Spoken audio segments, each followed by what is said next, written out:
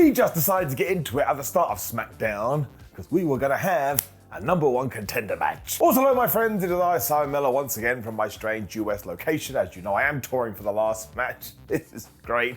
I just watched SmackDown live on Fox because I'm a wrestling nerd that usually lives in the UK. It just makes me feel warm and fuzzy in my tum-tum and like I belong to some special kind of group. Don't know what that means. Let's go back to basics and up those downs. But yes, indeed, it was LA Knight versus AJ Styles in the battle of the first names that are just initials. And thanks to the internet, when AJ walked to the ring, I now laugh at his new entrance song because it recently became an internet meme.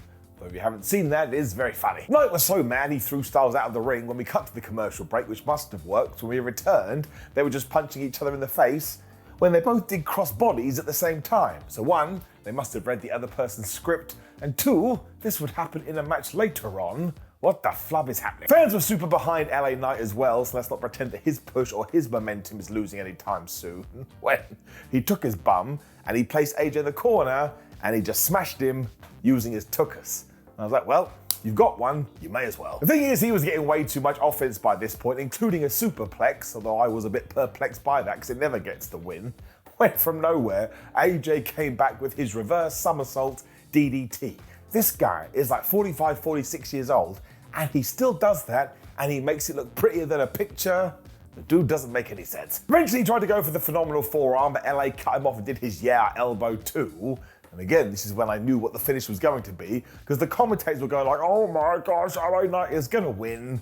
Then he lost. Because as he did go for the BFT, Styles was able to roll outside, where he used the top rope as a guillotine. And I guess this must have surprised the referee, because Edge then took his thumb and he poked LA Knight right in the eye, because that meant he had to spiral backwards a bit. He did hit the big old forearm from the top rope, and he got the 1, 2, 3. So I've seen worse ways for somebody to cheat, although we still treated it like it was the worst thing we'd ever seen. But look what the end result is. Cody Rhodes versus AJ Styles is a wonderful way to have Cody's first title defense. And even though you can kind of predict the winner, it's just two forces I want to see come together. Sometimes it really can be that simple as getting up. But interestingly, it sounded like we were going to get a video for Roman Reigns. Well, that's what Corey Graves said anyway, but actually it was just recapping you with everything that happened last week between Sikoa and Tama Tonga, because yeah, he's building a new bloodline. Afterwards, we were outside with Paul Heyman as well, who was watching a car pull up to the arena, and out of that thing came Sikoa, and he is not wearing hoodies anymore. In fact, he was dressed to the nines. He looked wonderful. Tama Tonga then appeared behind Paul Heyman, as I think Solo called him my MFT, and no one ever told us what MFT stood for, so I'm going to pretend it stands for My Friend Tama. Though he wasn't very friendly here, he looked like he was going to kill Paul. Solo also wanted to know where Kevin Owens was on this evening, because of course he feels like he's been disrespected 7 days ago, when he marched off to find him with Heyman. And I tell you, this new version of Solo, totally unhinged. Nick Aldis was then in the ring, because amazingly, WWE had decided to do the exact same thing on SmackDown than they had done on Raw. I'll be honest with you, it was a bit silly. But of course, Triple H did come out much as he had done on Monday to go, oh my gosh, we do have brand new tag team titles, and before we unveil them, can we invite to the ring Grayson Waller and Austin Theory? Because they are now what we are calling the WWE Tag Team Champions. We also got a QR code during the game's entrance. If you did scan that thing, surely this is insinuating that the Wyatt Six are going to be on TV soon, which would be a wonderful tribute to Bray Wyatt. And of course, this time, instead of being all nicey nice to Hunter, Grayson Waller and Austin Theory pretended they were going to shake his hand when they shook each other's instead. If you are interested too, they are very nice championships, and of course that will be debated online. And Nick Aldis was so mad about what they had done to Triple H, he said to them, if you ever do that again, I will make sure you disappear for good. So it's basically saying he's going to kill him, bring down the crime counter. I don't think you're allowed to say things like that. We're also going to go right into our #1 contenders match after this, meaning it was identical to what we had done on Raw. In fact, it was so 1-to-1. I've got to give it a down. I mean, Raw is 3 hours long. We could have just for 1 week gone, woo, hey, this is what we're going to do with all the titles. Like I just said a minute ago, it was just a bit silly. But we then saw Naomi backstage dressed like Tetris because she was about to be interviewed. And as she told us, listen, Bayley is my friend, but it sucks to be her because I'm going to win her title. I'll just give you a small spoiler. She doesn't do it. When we got into this fatal four-way, and it was the New Catch Republic taking on the AOP, taking on the Street Profits, taking on Lagana Tel Fantasma, And man, I tell you, this was absolutely brilliant. Montez Ford and Tyler Bate started off as Tyler tried to tie Montez up before they both did double drop kicks. And the funny thing here is that Montez is so much taller than Tyler, but because Bate moves so fast, he didn't look out of place at all. Although Angel didn't agree, eventually he got in there and he smacked Tyler Bate. Everybody then went after everybody else as Bate was actually going to do the aeroplane spin on AOP's Razar. But of course, Legado broke that up because they're a couple of assholes. It also meant that we got the big Tower of Doom spot apart from Umberto and Angel, because instead they grabbed Tyler, they just threw him into the pile when they gave him this crazy drop kick from the top of Team the Turnbuckle that made me scared in my feet. New Catch Republic were then also doing double ankle locks when we had all the teams looking at other teams as they did just rush each other. When the AOP were out of there, everybody paired off with everybody else. It left Berto in the ring with the Street Profits when Angelo Dawkins and Montez Ford hit their blockbuster from the top rope, and fair play to Pete Dunne. He broke this up at the 1-2-ooh when he grabbed Angelo's fingers and he broke them. I was a bit like, that wasn't very nice. The absolute highlight is when Bate and Dunne did moonsaults off the top rope as Montez Ford came running over the ring and he did his dive too.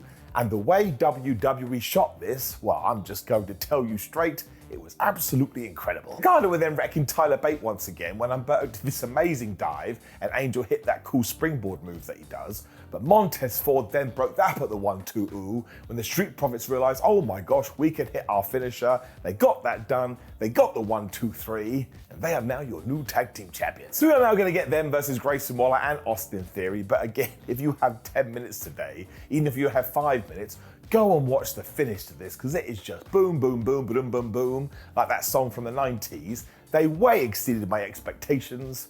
They're getting one hell of a massive up. Byron Saxton was then talking to Bayley after this. She wanted to talk to Naomi. She now appreciates the fact she's a champion even more because she had to see what happened to Rhea Ripley on Raw. That's why she has to go out there later and defeat Naomi to prove that she is the best. Listen, there was nothing wrong with this, but this was the most generic promo I've seen Bayley probably ever cut. Let's hope she doesn't fall into that rut. Now, she is a super duper babyface. She can offer way more than this, but again, not good, not bad, sort of just there. But then saw Solo again. He was so pissed off at Paul Heyman because this guy had over an hour and you still haven't found Kevin Owens. Clearly, Sikoa wasn't going to wait around because he told Paul that he was going to go to the ring, as Heyman basically said, you are not the actual tribal chief, there will come a time. But once again, Solo looked at him like, how dare you say that to me? I'll rip your head off. Before they got to the squared circle too, we got this advert telling us that the new women's champion will be determined in a battle royal come Raw. So you'd have to imagine that Liv Morgan wins this and we just do the obvious story. Although Becky Lynch is in it, watch this space. When we finally had Heyman and Solo in the ring, as Paul told us, well, I'm just going to let you in into a little secret.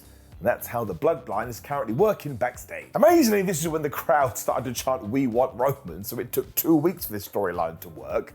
And just as Paul was going to continue, Solo snatched the mic from his hand, because he ain't taking no more squid. He also was trying to tell us that the dealio was that he had to get rid of one brother to invite a new one into the stable. But you could barely hear a word coming out of his mouth because these fans were booing the hell out of him. So I like this already. Like I say, we've only got a fortnight, and I'm pretty sure this is what WWE wanted. He then doubled down on the fact that Tama Tonga is now his boy and his MFT.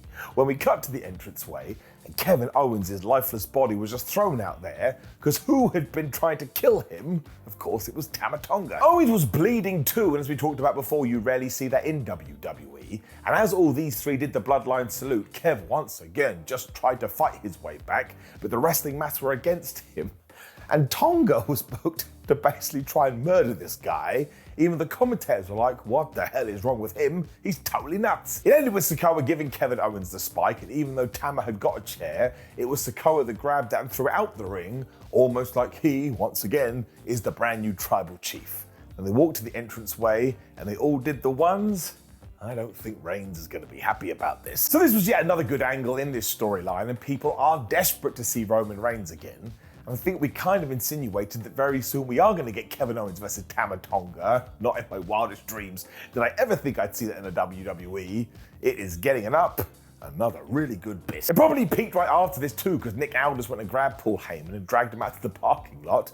He was like, do you see this? when the camera went boom and it flew over here and we had seen that two vehicles had crashed together, basically telling you the reason Kevin Owens was bleeding is because Tonga had deliberately crashed his car into his. So we gotta do it again. There's the crime counter. You're not allowed to do that. Heyman was beside himself as well, so clearly he can't control these animals. When Nick Aldis was like, you're gonna sort this out in the ring next week. So who the flub knows what we're gonna get? But once again, brilliant. When somehow the LWO versus Legado del Fantasma feud continues. I'm pretty sure this started before I was born. This week it was Carlito versus Santos Escobar because they wanted revenge for whoever attacked Dragon Lee, and Carlito lost.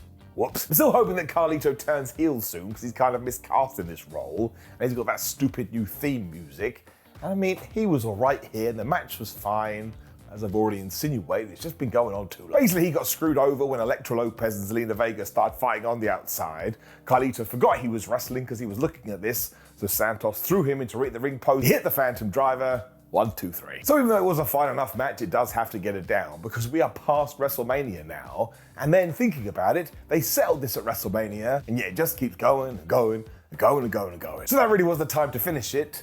And for whatever reason, we haven't done that. Once again, fingers crossed for the heel turn, down. We then got this cool segment though, because we went to hang out in the skyboxes in the arena where Damage Control were being interviewed, and Dakota Kai told us 1, Io Sky will retain that championship, and 2, do not forget the Kabuki Warriors are still the tag team champions, and they're not going to lose them anytime soon. At that very moment, Jade Cargill's music hit, which was absolutely ridiculous because Jade and Bianca Belair were in the skybox next to them. This is one of those goofy things we do in wrestling, and it just works. But hey, we are telling you the story. These two are about to fight for those belts. And all things considered, Jade and Bianca should probably win. Which also set up our main event for the Women's Championship because it was Bayley versus Naomi. And I thought they had a very good match. Cody also cut a promo in between this from the UK because he now knows he's fighting AJ Styles. And he basically said that AJ is one of the best going and he cannot wait to face him in a wrestling ring, which he will do at Backlash. And I'll bet my life on it. That's big stakes. He's definitely going to get the victory. Bizarrely too, Xia Li and Jinder Mahal were then released from WWE during this. I mean, that didn't happen on SmackDown, but it did break on the internet. And I think Zion Quinn got fired as well. I mean, usually I wouldn't throw these things in there, but as I was watching it live and I was reacting to all of this, I was like, why on earth is this happening now?